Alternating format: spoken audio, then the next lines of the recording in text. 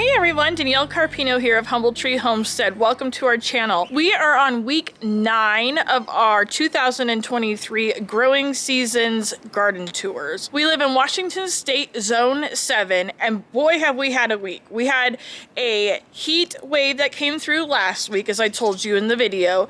This week we had smoke to where the air was so unhealthy we couldn't come outside, besides for wearing a mask. Then we had windstorms, which beat up my thing. And then in addition to that, this morning we had rain. So we've had the plethora of weather and changes. The garden has taken a beating, and we will go take a look at that. You're gonna see that it's not as pristine as it has been in the previous garden tours, but it's still producing, still doing good. It just looks a lot different this week. Let's go take a look.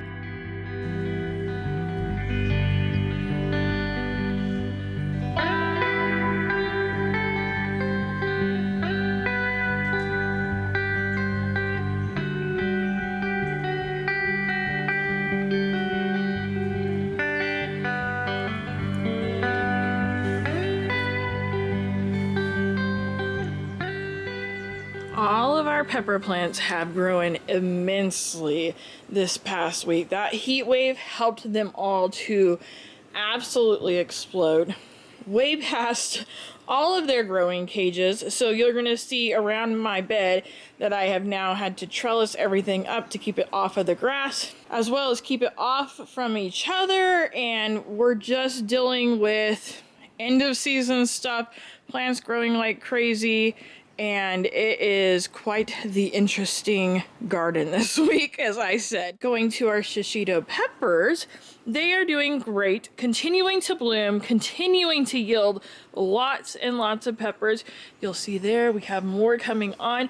I just harvested 2 pounds of peppers off of this week, and we already have a lot that are coming up. Looks like another probably 9 ounces whenever I harvest it. Then you're gonna see right here that we do have lots of new blooms that are starting to set on, which means more fruit. So they just continue to grow really well for us. If you are a fan of mild peppers, this isn't a spicy pepper. However, 1 in 10 is spicy, and it is spicy. Whenever you get that 1 in 10 pepper on the plant, it just all of a sudden is a spicy one. Such a good flavor to them. They're a great appetizer. You guys have heard me sing their praises all season long, and I will continue to do so because I am just a huge fan of the shishito pepper.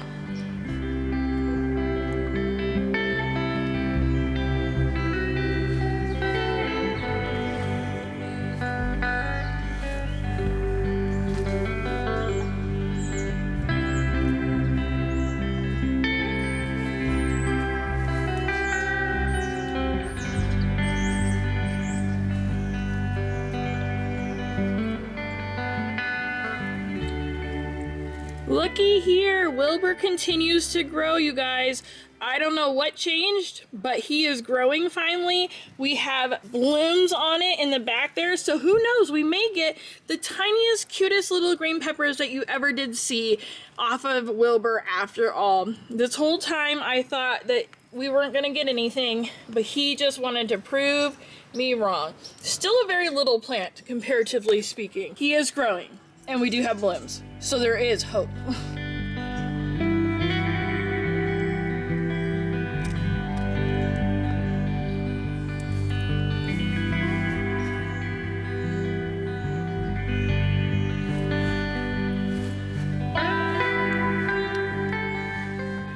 Sweet Carlina continues to ripen. You're gonna see here, we're getting a lot more redness on each and every one of the fruits. This is a sweet pepper. We had one.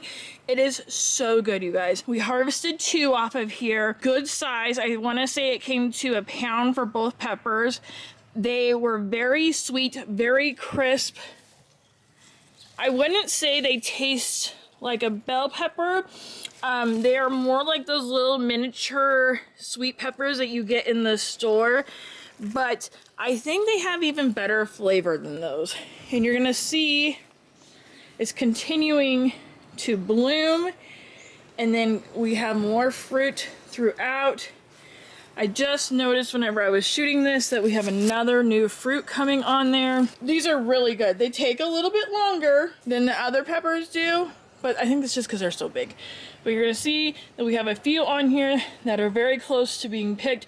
I picked it whenever it was a true red, not an orangey red. It was more of a dark red. Very good. Very sweet, very crisp, good flavor to them. That's a sweet Carlina.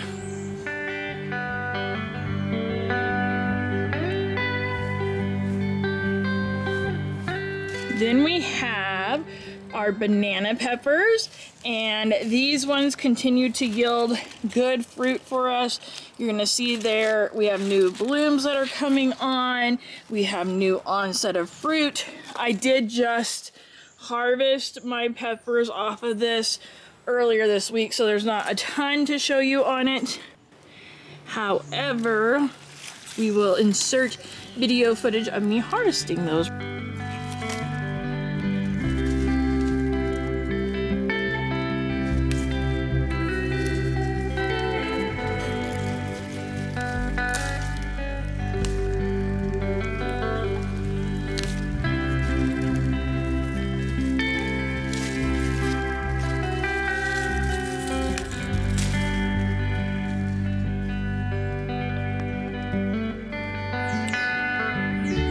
So the banana pepper continues to be a great yielder for us, and it is a delight to have in the garden, especially if you like pepperoncinis.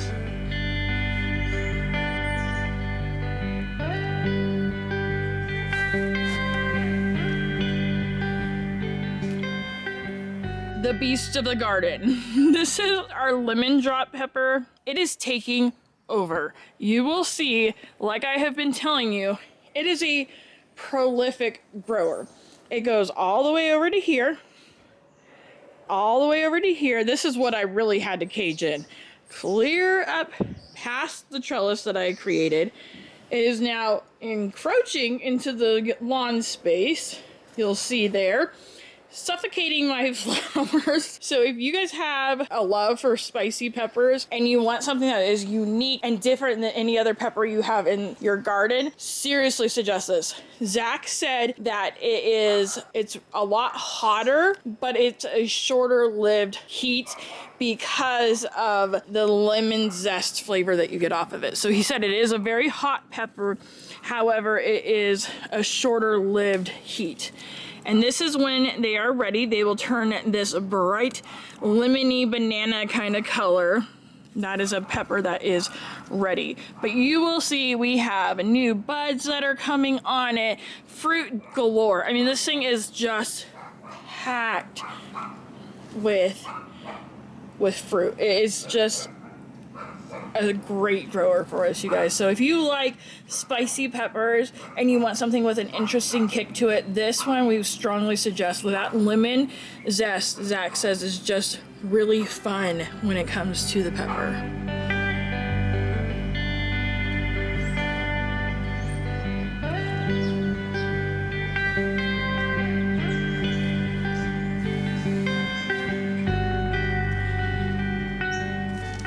Then somewhere in the mix, we have Thai basil, which is, I just have to pick it up to harvest, but you will see here, the Thai basil is continuing to grow. We have more onset of seeding, which again, gives it the anise flavor, more seed clusters, and then right here is where it has completely gone to seed, and I'm just letting that dry up, and we'll save those seeds for next year's garden. Thai basil is doing good. If you remember at the very beginning, I did not think that that basil plant was going to do anything for us because it was so far behind everything else and it was looking really, really pale and just unhealthy, but it took a turn for the better and it's doing great. It's a prolific grower. I continue to harvest off of it, continue to get more. So it's doing really good for us.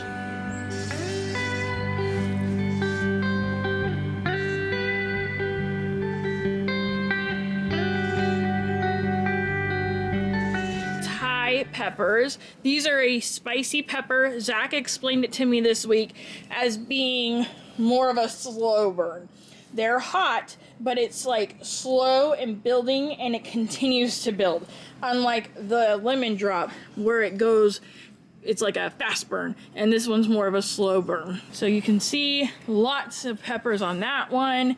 This is the first year that we've actually had good success with our Thai peppers. I mean, this is our first year having an in-ground garden, so that's why they're doing far better than they were in a container. They will grow in a container, you just won't yield nearly as much off of them. But you can see we got lots on them, just covered in peppers. Looks like I need to come out and harvest some. That's how you know when these ones are done, they will turn this true red color. And that's when they are ready to be picked.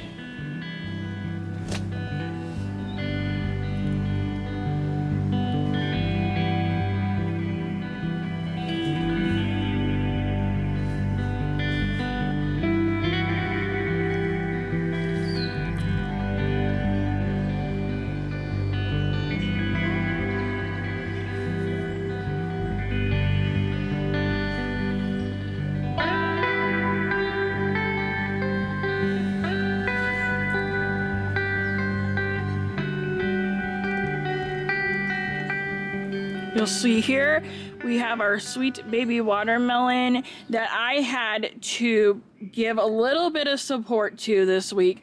With the windstorms, it broke the tendril that was holding it on. Can you believe that that was holding that whole entire watermelon? It's so heavy, you guys. When I actually lifted it to prop it, I was shocked by the fact that that little tiny tendril was holding the entire watermelon up. It has not completely dried. The entire tendril should dry, and then that's when it'll be ready, is what I have read, heard everywhere. So we're just kind of waiting for that.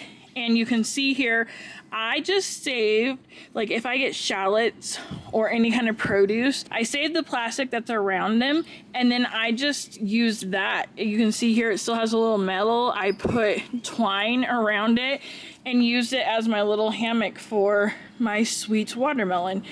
And it's working great. It helps, it gives it room to still grow because there's a little stretch to it. If it's gonna grow, I don't think this one will grow anymore, and it hammocks it and supports it where that little tendril couldn't hold up anymore. The wind just beat this one to oblivion, and I had to come out and rescue it so that way it didn't drop before it was ready. And then if you look at the whole plant, again, it is kind of in a dormancy. I don't know if I'm gonna get any more growth off of it because it takes so long for the fruit to produce. This may be one of the first ones that comes out of my garden, and then I put fall things in its place, but I at least got one watermelon off of it, and I'm very happy for it. And if it has seeds, I'm saving the seeds so that way I can say this was my friend Jen's watermelon from my first garden.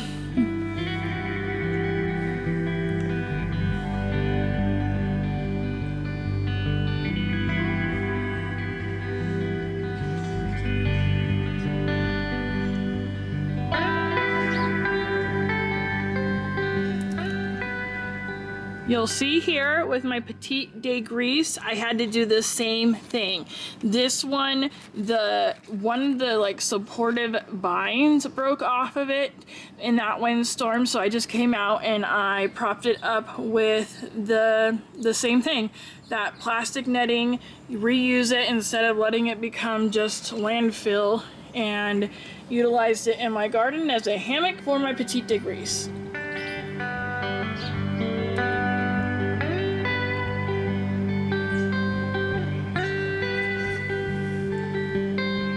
Again, I think this plant is so pretty. I just really love the look of the Petite de Gris, the melon, the leaves. It's just such a beautiful plant. Continuing to mattify. I am not seeing any yellowing on it yet. I'm not smelling a smell. They say that's how you'll know when this one is ready, is it will be a very, very fragrant melon. And it's not there yet. So We're still patiently waiting. It's a huge one. I may come out here and support it because I feel like that one's just continuing to grow and continuing to get bigger. And I didn't think it was going to because, you know, it's got the name Petite in it, and there is nothing petite about this, you guys. Like, look at that melon. It's a big one. So I may come out and support that because if this one falls, I'm afraid it's going to take a lot of my plant with it. And so I may come out and support it. It withstood the winds and did just fine, and it looks very supported right now, but I don't want to take the chances, so I'm probably going to come out this week and prop it up, just especially with our unpredictable weather patterns that we've been having that are just bizarre.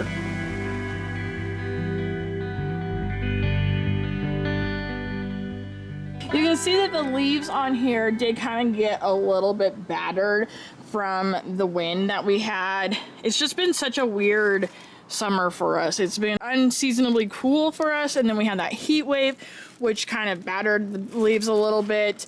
You can kind of see here, like that's definitely from that heat wave that we had. There's a little leaf damage.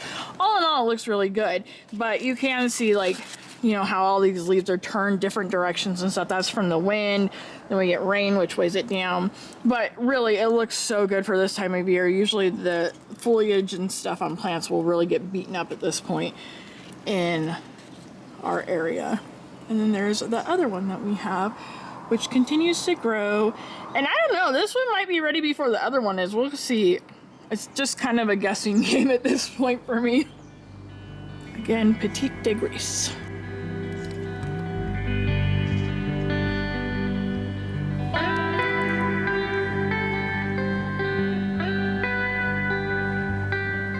The beast of the garden, our Armenian cucumber. My goodness, this thing has just decided that this was its row.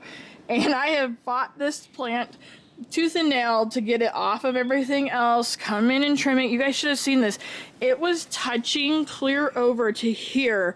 And I just had to come in and take everything off of it because there was all just male blossoms, which aren't going to produce anything for me. So I came in, I cleared it out, left the nutrients to go towards new growth and the cucumbers that are already starting to form on it, because it was just not going to produce anymore. You can see there we have two because it was male. So I might as well just take those off, give the plant more nutrients, give the plant more sustenance to grow. And so you'll see that we have new fruit that's coming on, and they are producing. It's just that new growth had to go. It was taking over everything. Next year, if I can figure out a way to do them on an arch trellis, I'm totally gonna go that route because I think this one would just be a prolific grower on an arch trellis because it continues to produce for us and it continues to do really well.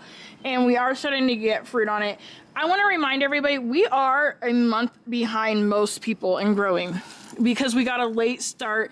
We moved into this place in March, and then we had to get the whole area prepared and ready to go in order to be a garden space because it was just grass before that. So we are technically almost an entire month behind everybody else in growing. So if it seems like some things are like coming on later, that's why, is we are a month behind most people in their growing season. And so hopefully we're still going to yield fruit. We still have a ways until our first frost date. I think we're going to do great. I think those are all going to produce and do good for us, and we're going to have no problems. But I just wanted to remind everybody that if you're kind of noticing that, that's the reason why, is because we are a month behind everybody else in growing. I was starting to get discouraged, like, why is everybody else getting stuff off of theirs and I haven't gotten anything yet? And then I was reminded.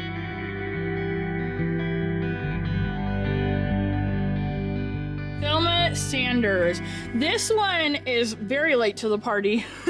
We are now getting all kinds of female blossoms and male blossoms. Every day I come out here and I'm fertilizing at least two. You can see one back there that's hiding. Just throughout it, like I can't see them, and then all of a sudden they just pop up with this big bright flower on them. You can see one there that probably got fertilized. We're kind of waiting to see. Then we have over here the first ones that we got on that are just sitting on the vine, kind of curing and being ready to be picked. They should be ready to be picked in September is what my friend Stacy told me. This is one that clearly got fertilized. It's continuing to grow. It is starting to drop. This one will definitely be one I'll need to support its vine right there against the trellis so that it has the support. Right here you'll see a male blossom. Then you come over here and we have another female. So hopefully that one got fertilized. That just happened yesterday, so we'll see if it fertilizes. Dropping down, you'll see right here, there's another one that got fertilized and is growing. Then we have over here one that I believe got fertilized yesterday. We'll just kind of have to wait and see. The two that I thought got fertilized last week that I was talking about, they weren't fertilized. Either that or the windstorm kind of beat them up, but I think, I just don't think that they got pollinated. But there's another new one. Up here we have two new ones that came to the party today.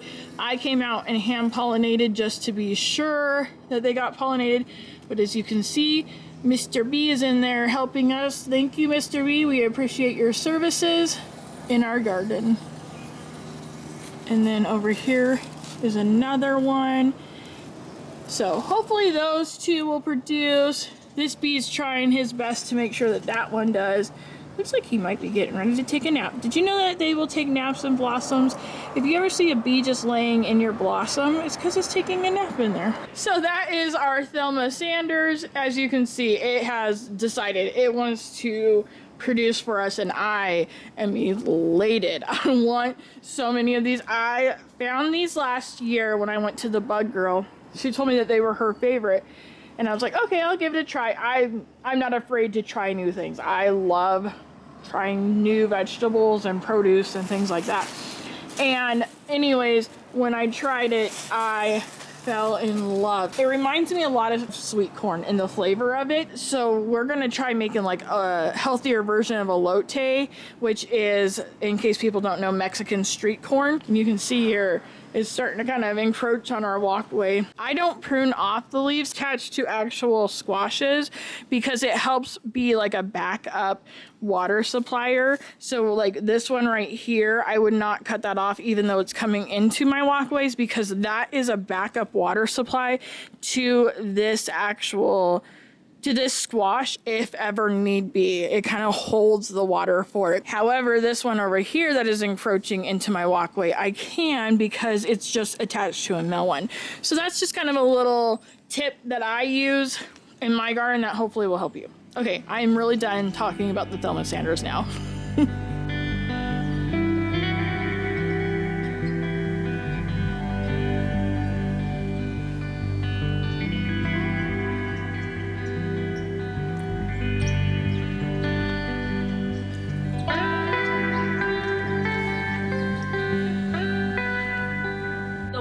Had its effects on my tomatillo plant. It's the purple tomatillo. You can see that the flowers that were under it are now covered, and this is just laying over because of the weight of it. And I didn't realize that so much of this was not inside of the cage. So now that is just kind of living at the base of the garden, and then you have all of these, which it looks like I'm gonna need to put some more nitrogen in this soil.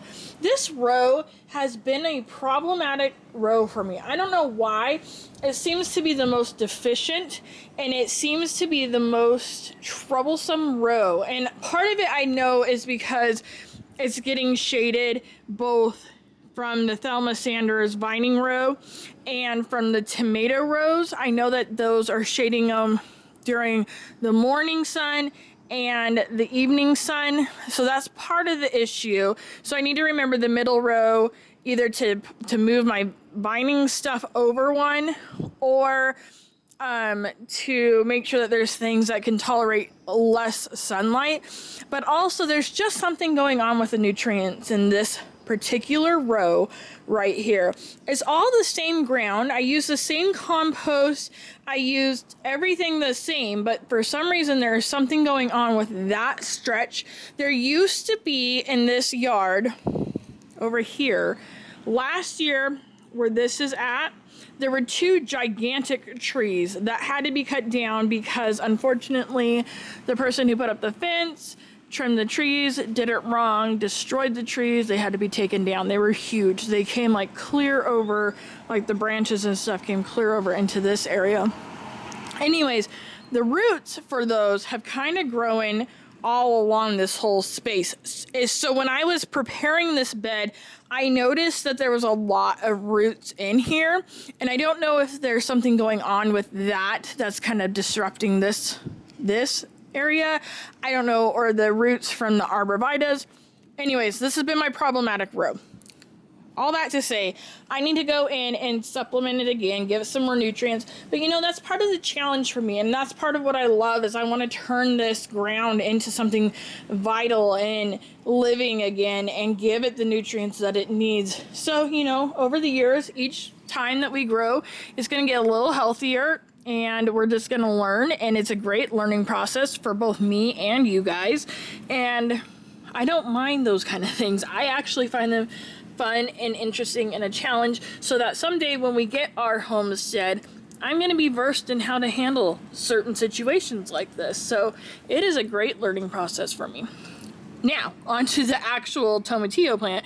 You will see this thing continues to produce. We get tomatillos off of this almost every single day. They continue to set on fruit. It is a very healthy plant, even though it has this going on. I just keep supplementing it. Well, this will only be the second time that I supplement it. This is a purple tomatillo. However, this variety, I was informed, just tends to not turn purple. It stays golden. You don't really get the purple. It is still so good, you guys. This one has the fruitiest flavor to it. It is just delightful. We really like the purple tomatillo, and we'll continue to grow purple tomatillos from this because it's just great. I'm gonna let one of the fruits produce as much as it can, so that way I can get seeds off of it for previous years, because it's really good. I love it. Didn't turn purple like I was anticipating it to, but that's okay because it still tastes great. And what more do you want from your produce?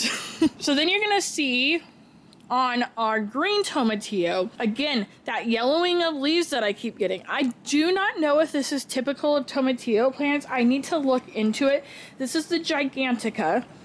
But I'm gonna look into it and figure out what's going on with that, or if it's just my soil, or you know what I mean? Like, I don't know. But the plant in all is very healthy. I just keep getting yellowing leaves that keep dropping off of it.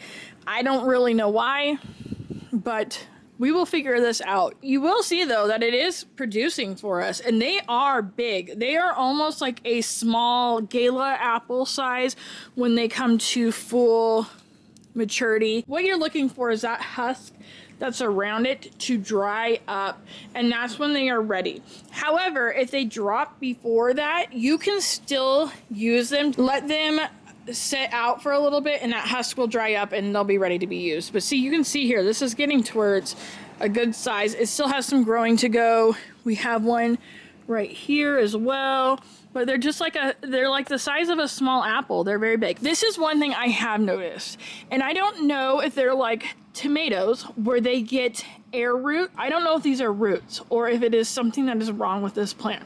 I need to ask somebody about it or research it a little bit more. I'm guessing that maybe these typically will grow on the ground instead of up, and that's why they get so big, and that maybe those are roots that are establishing. And so maybe that's why I'm getting the yellowing of leaves, is because of this right here. Whatever this is, I will look into it. We'll see if it is a diseased thing or if it is what's considered air roots, like tomatoes. The hairs that are on tomatoes are actually all roots. So that's why when you plant tomatoes, you want to plant them deep in the ground, because all of those will turn into roots, giving your plant more root space. Tomatoes originally grow on the ground. They sprawl out. We have taught them to go up, then they're more pest resistant, things like that. But naturally, they just sprawl out on the ground, take more root, continue to grow. I'm wondering if it's the same thing with this tomatillo, if that's what these are, or it's a version of those hairs, or if this is actually a disease. I will find out.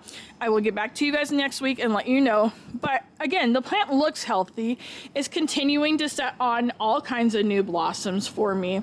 It is producing more fruit throughout. You'll see one right there. And you'll just kind of see, I mean, it's continuing to grow. It's gigantic. It's way above my head. So I'm not too concerned with the yellowing of leaves at this point. I'm still getting yield off of it. I'm still getting great sized tomatillos. There's tomatillos all throughout it. New blooms are coming on. So I'm just curious if this is one that maybe normally would spread across the ground. And that's kind of what I'm dealing with, is combating that. I'm growing it up when it wants to grow on the ground and out, and so the leaves aren't getting as much nutrients brought into it as it would, because it's only got the roots that are initially established. Does that make sense? Hopefully. Anyways, you can see, sorry, I am long-winded sometimes, you guys. So you can see here that this got beat up by the wind. The wind definitely, which I knew. I mean, it's spindlier branches. Are not like sturdy branches, and it's only trellised to a certain point, so everything got pushed to the aisle, but I can still get through the aisle, so there's no real huge issues here. I'm still able to get through, and that's kind of what I wanted. I just wanted to keep them up high enough that I could walk through and get through my aisles to tend to them, but otherwise it's doing good. You'll see over here, my Black Beauty zucchini really got beat up by the wind. Those leaves just snapped in half. So I need to come out, trim those off to take the nutrients from those leaves and put it into the actual plant. I have continued to see female blossoms coming on and male blossoms. However, I have gotten one teeny tiny zucchini off of this. So unfortunately, this is going to be the first thing that comes out of my garden, is that zucchini. We're actually thinking about putting up a trellis here and growing beans up it for a fall garden. So that's probably what we're going to do, is we're probably going to do 2 T-posts and a trellis right here so that I can grow beans and get some kind of production off of it. We'll probably leave the Ronde Nice here for now because it is producing. If you saw my video last week, you saw that this one got topped because I did not stake it up soon enough. And so it fell over and broke. However, new shoots came off of it. You're gonna see here, I need to stake that up, but you'll see right there, new shoots came off of it and they're producing. Another new shoot off of it, it's producing. So we might end up getting quite a few more off of this, which would be really exciting because we love this squash so much. This is a summer squash. And what that means, the difference between a summer squash like this versus the Thelma Sanders, that's a winter squash over there.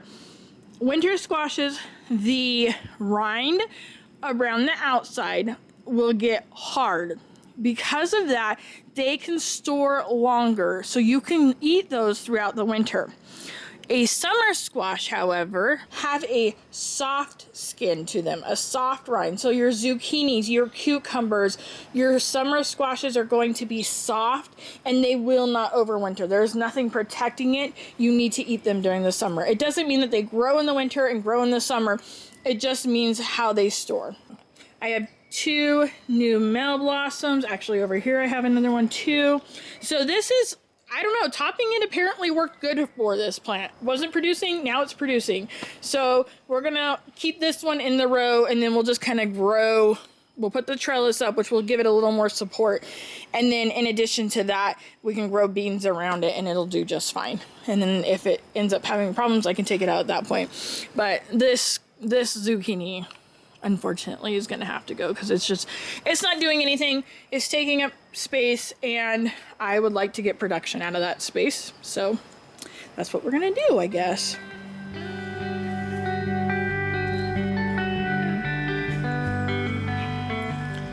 You'll see this row. I've kind of just let clover grow.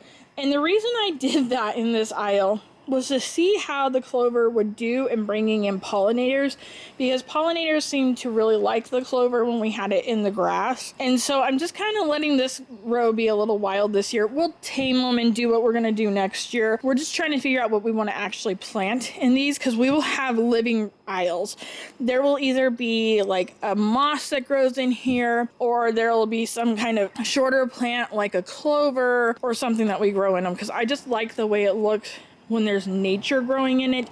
Plus it helps to build the soil and it'll help the ecosystem in my garden. I'm just trying to figure out exactly what I want to do. Aren't these rows just beautiful, you guys? Ugh, I just love it out here. I love how I have created almost a forest in the middle of the desert. It makes me so incredibly happy just to be out here looking at these rows and aisles.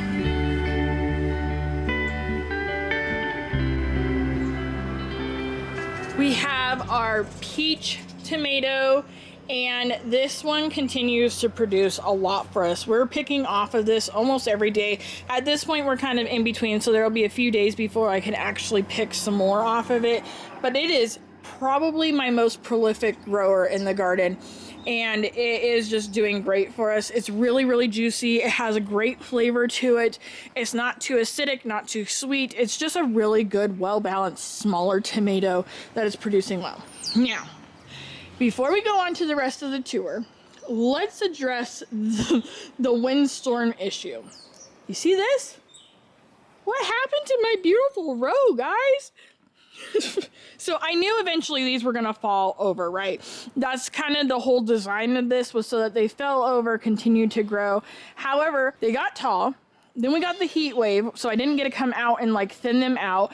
And I also didn't get to put more twine to kind of keep them up, because my initial plan was to let them get to about this height right here and then start to fall over. However, I didn't get out here soon enough because of the heat wave and then the smoke. And then when the wind hit, they all went tumbling down. So it's okay. They're still going to grow. They're still going to do fine. This weekend, we're going to come out and we're going to thin these out, kind of do some pruning and training on them. Maybe I'll record that for you guys. And then we're going to trellis them up a little bit if they seem like they won't break. From doing that. We'll probably top them at this point, to be honest with you, because we're getting to the end of the season and I want whatever's on there to ripen up rather than continue to produce. I knew they were going to hit this point. That's why I was just kind of letting them do their thing. But I can't get in there. Now to harvest, I have to crawl on my hands and knees, which makes it a little more magical, but I'm getting too old. I'm 40 and my knees do not go across this as well as they would have, say, in my 20s. So anyways, I just wanted to address the beast of the garden and the issue that we had with the windstorm.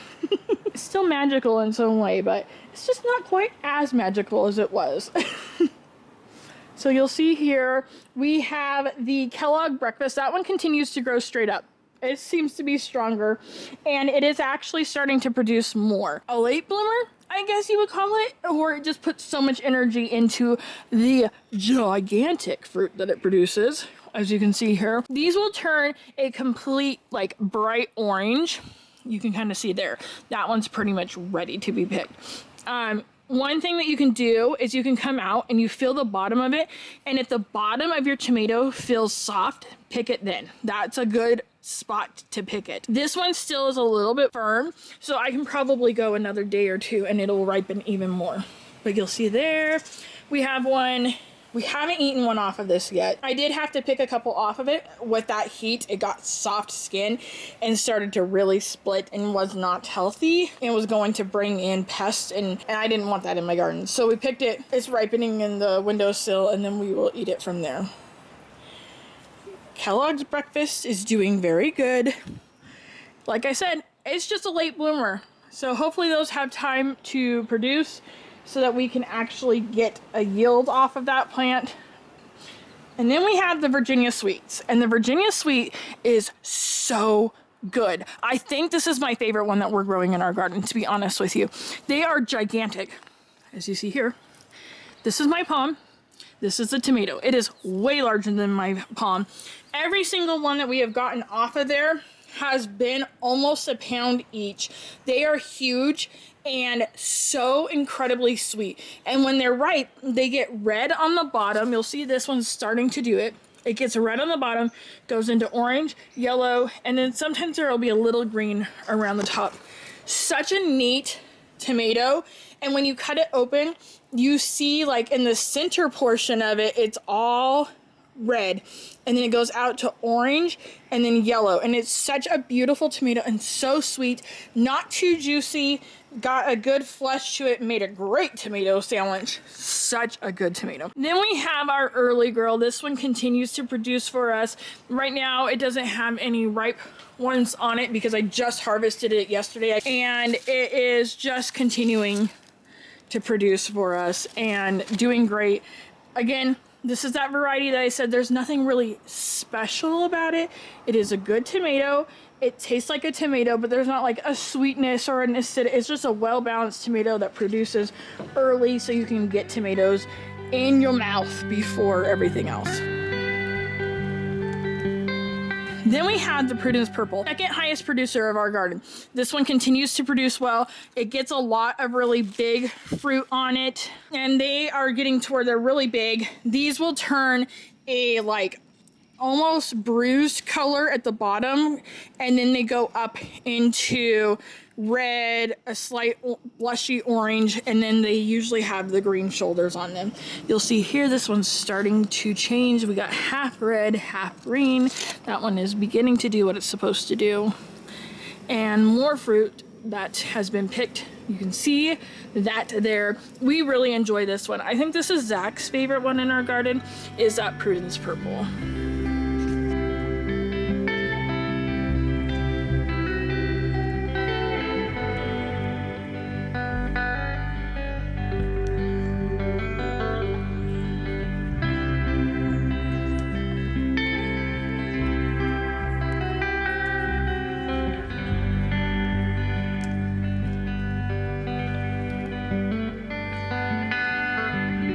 Great garden snack, as you guys have heard me say a million times.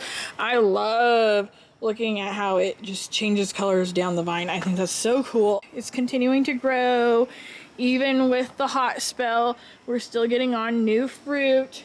I've noticed that the cherry tomato varieties, they don't get the blossom drop quite as much as the other varieties. You can see here we've got lots of tomatoes. Up through here, there's even more tomatoes that are still growing.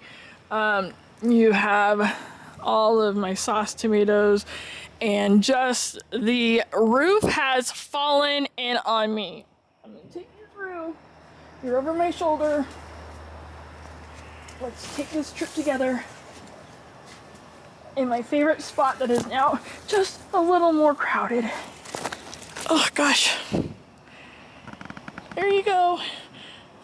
Tomato row? What do you know? I'm sure glad last week I took you guys in this space before it caved in on me. It is kind of fun though.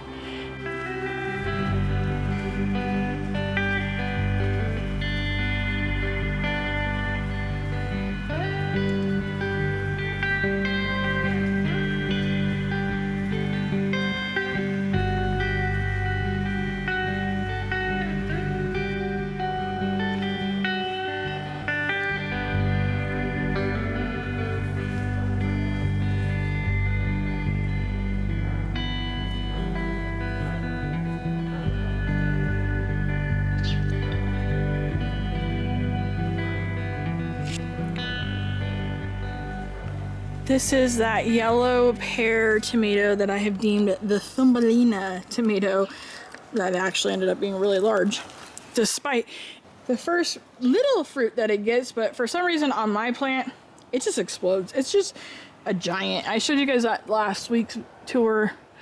Like, look at that one back there. This is supposed to be a pear tomato, guys. Like, they're usually smaller than even that, and that one's not even ripe yet. So, I don't know. I grow giants, I guess. But you'll see throughout, it's continuing to produce for us. We're continuing to get lots of fruit. This one's loaded.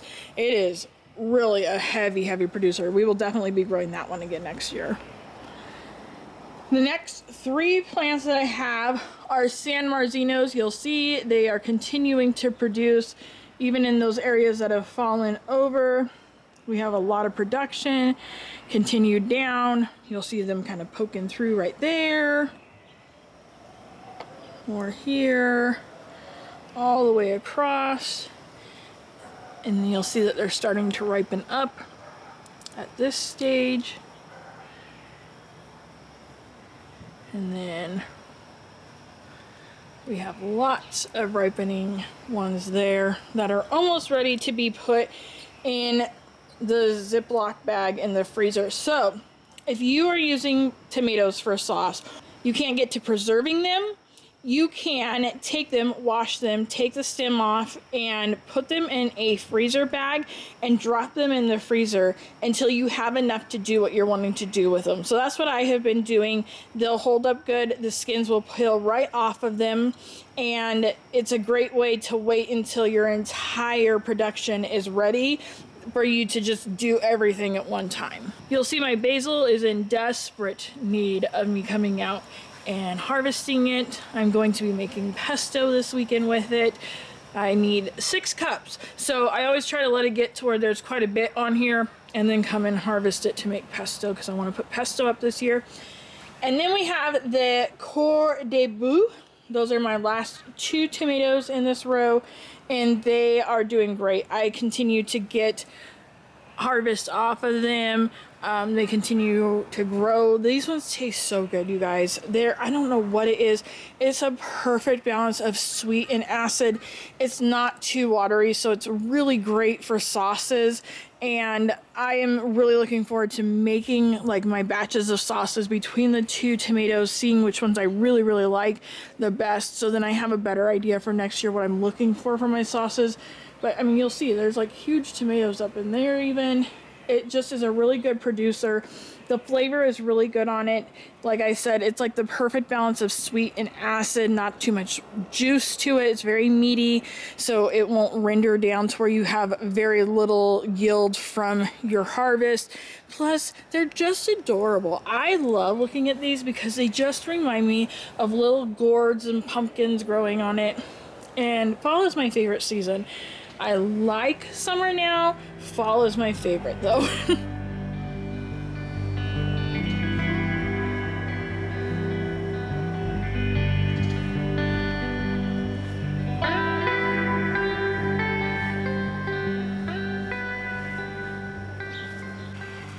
Then we have the new bed, and boy oh boy, this is a fun one to show you guys. This one's so much fun. I love this bed. Okay, so we have the 3 basils that we planted. Again, I need to harvest basil. They are doing great. Then right here we have zinnias that are popping up all throughout. And look, one of those strawberries looks like it's taking root, so I might get a strawberry plant in there. We'll hold on and see, but it's looking like I may get a strawberry off of that. More zinnias that are growing up. Marigold that's popping up. If you guys did not see me plant out this bed, I do have a video on transplanting late in the season, and I'll link you guys to that one in the videos that pop up at the end of the video. And then right here we have that squash. I need to figure out the name of this squash. This is the one that my friend Stacy from Bud Grow Garden gave me. And you can see right here we have one that did get pollinated and is growing to maturity. So that one is really exciting. I'm really excited to try this. This is her favorite variety that she gifted me to grow in my garden. Thank you, Stacy, if you're watching this. And you can see we have more male and female blossoms that are coming on that. That one in the back, I didn't have any male blossoms that were on it at that time. And so I just cross-pollinated it with my zucchini plant over there because I had a lot of male blossoms and no female blossoms, and it ended up growing. So if you don't have male blossoms on this particular variety, I'll find out what it's called. You can use a zucchini blossom and it will pollinate it. Now, if you save that seed, you don't know what you're gonna get next year.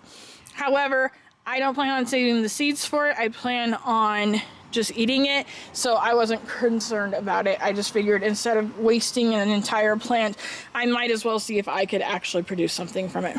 Then you're gonna notice, as we go through here, that we have done some new things. First off, you continue to see growth. We have more sunflowers, marigolds, zinnias.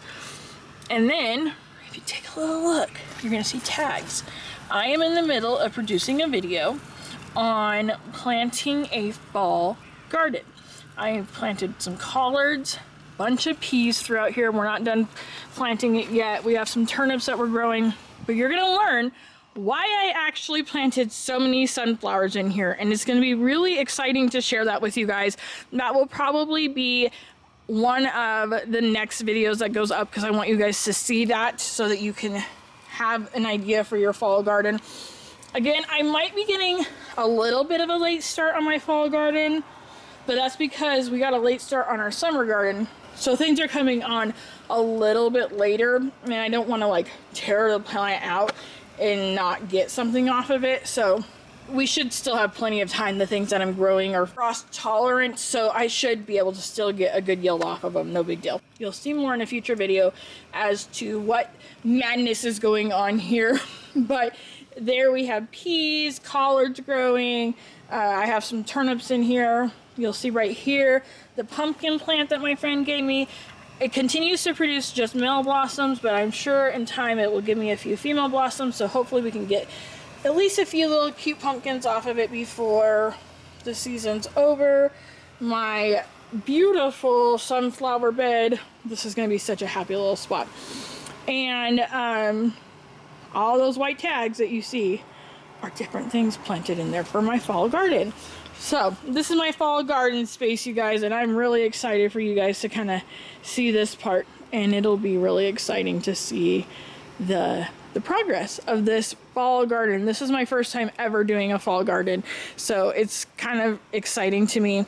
The other thing I wanted to show you is we do have borage that's growing in here. Borage is a great one for pollinators. They love them. Those are those cute little star looking flowers that are out in my garden. And speaking of fall gardens, we will be doing some fall gardening over there too. So things that start to peter out, we'll start planting some fall things in. We're gonna have kale that we're starting seed on. We'll have spinach. We're gonna do some beans, peas, turnips, and hopefully we'll get some beets that we can grow and things like that. So this is going to start slowly transitioning into a fall garden as well.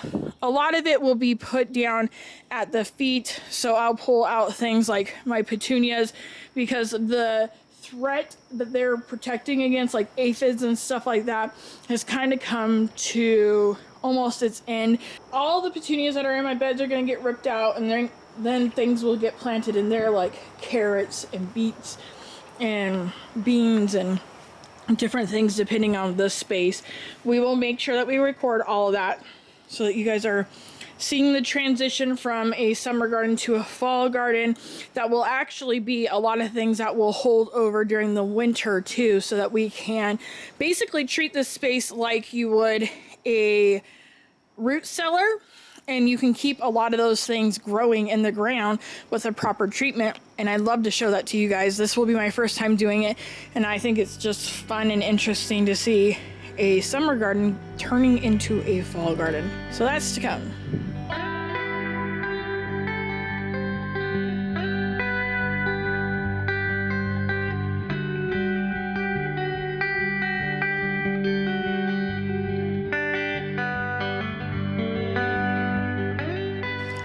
There you have it, week 9 in the books, and I told you guys, the weather has just done all kinds of wild things. They grew, they fell over, we got rain, which is good for them, but it's just all been crazy this week in that garden space. But it's kind of fun.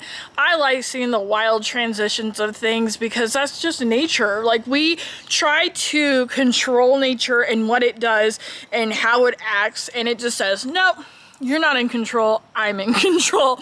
But it's really fun to see. I like the transitions. I like seeing seasons come and seasons go.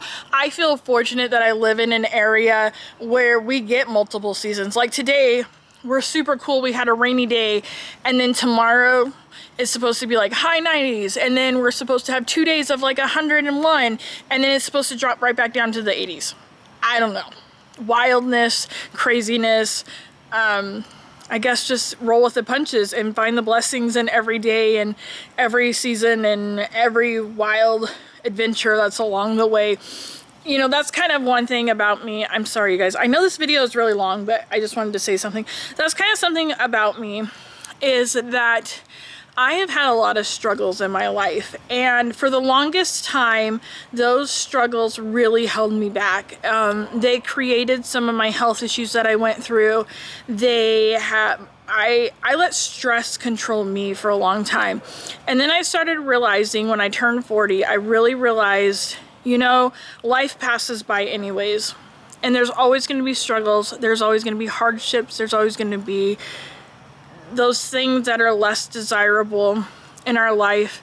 And through those things, we continue to grow. Time continues to pass. And we really have to learn to find joy even through those moments. So like this garden has really taught me a lot about joy and happiness, and finding happiness and joy where I'm at in life. You know, life hasn't necessarily gotten easier. My health things are still a struggle for me. They're a lot better than they used to be, but I still have a lot of bad days too. But this garden has just taught me to slow down and find enjoyment, find creativity, find something that I am passionate and really enjoying in my life, and just to find joy in the midst of the craziness and the sadness. You know, we had a really hard week this last week too. My oldest cat was not doing well. We honestly thought we were going to lose her. That's why you only got one video this week from us. And luckily she's turning around and she's doing good. She had ulcers in her mouth and everything, which is so sad. But we got her on antibiotics and she seems to be doing significantly better.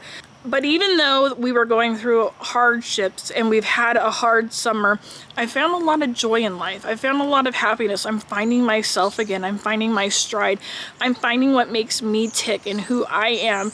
And it's just amazing what, like, slowing down, finding something that brings you joy, expressing your creativity, if you're a creative person, can really do for you. It's very therapeutic and it's very rewarding to find whatever sparks your joy. If it's a garden.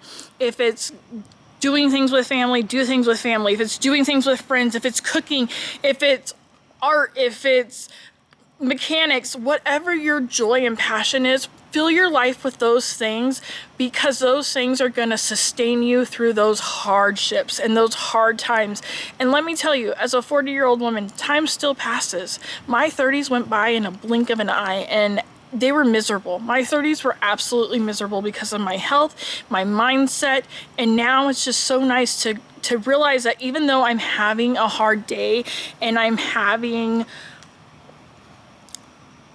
it's not that the burdens have lifted, it's that I'm finding joy amongst them and I'm living life. And I just strongly suggest that you find whatever it is that sparks joy in you. If you're going through something, it will sustain you through it, and it will help you to grow and develop through those hardships.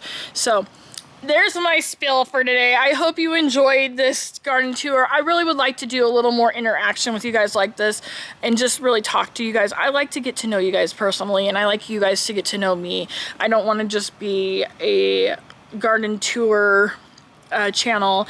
I want us to really grow as a family and a community around here, and I have a lot of things that I've gone through in my life and a lot of things that I would love to share with you guys, and we can connect, and you can feel like you're not alone if you're going through some similar things that I've gone through, or just feel like you have somebody there if you're going through hardships in your life, even if they're not the same. So until next week, you guys, I'm going to shut my mouth and let you guys get on with your lives. But I hope you guys have a good and blessed week, that you find a little joy in your week, and remember that humble beginnings can grow mighty things if we just tend to them. I love you guys. Bye. Speaking of joy, I actually want to share this with you guys at the end of my video. I found this adorable basket at Goodwill for like $2. Somebody made it super cute. I want to make more. And I created a little scene in it, and I love this basket, and I just wanted to share it with you guys. I wanted it to look like I went out into the forest and collected wildflowers from it. So you'll see that I kind of created a scene in here, and I'm going to do this again next year in different baskets around here that have different scenes. But this is my wildlife basket that I've created with those cute little, I think they're called bennies. Let's see what they're called so you guys know, in case you like them. They're called sun bennies. That's those cute little guys right there. And then I did, these pretty ones are called Luscious Royal Cosmos. So those are the little pops of color. These are little rocks that I've collected and found. Yes, I'm a rock collector, I know. And then I have feathers that I found that I just kind of stuck in it. I did the coconut fibers throughout it.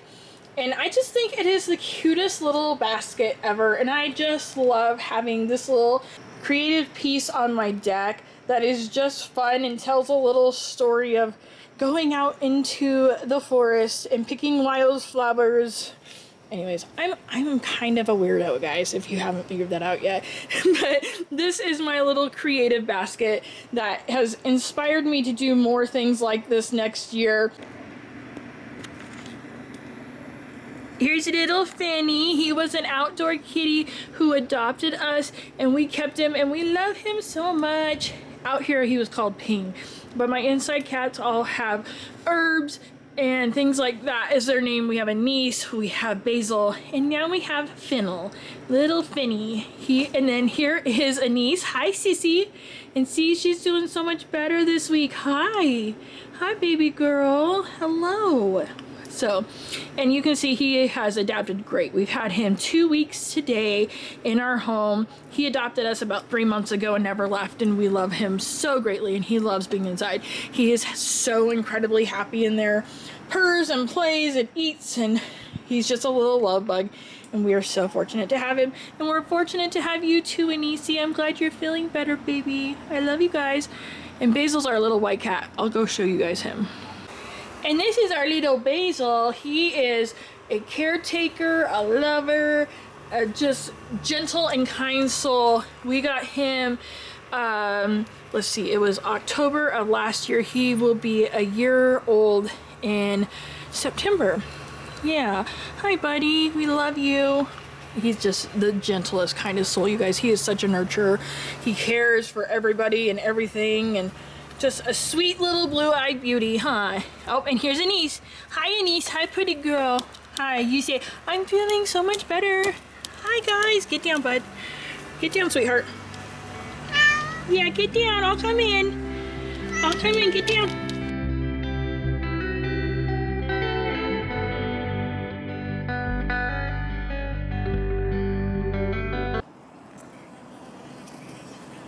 Thank you, Mr. B, for your services. Thank you, Mr. B. Oh, isn't he cute? I love these. They're adorable. He likes that blossom. Giving himself a bath. Anyways. So, wow, that was a long-winded conversation about tomatillos. Sorry. What am I saying? Oh my goodness. Anyways, so, however, I'm so distracted by that bee. The summer squashes, this one looks like we might have a cat-faced blossom. A cat-faced blossom is when two blossoms will fuse together. Oh, maybe not. That's kind of, never mind. I digress. Anyways, so right here we have, so I wanted to show you guys this, which is a dried up blossom. Reminds me of a spider every time. For a brief moment, I'm like, oh my gosh, what is that gigantic spider in my garden? Like literally every time I come out here. So I'm going to give you guys the humor of crawling through here and doing what I would normally do, only killing my knees in the process and taking you guys along the journey. So if you hear grunting and groaning, that's why. But you'll see here, we got whoops. Okay, you guys, here's the proof. My commitment to this channel. I'm laying on the ground, but I wanted to show you the view from laying on the ground. It's kind of cool. So now you're next to my face and this is looking up. Kind of neat, huh? It's like its own little forest. Not the most comfortable bed, but, you know, thought I'd take you along the journey with me. You're welcome.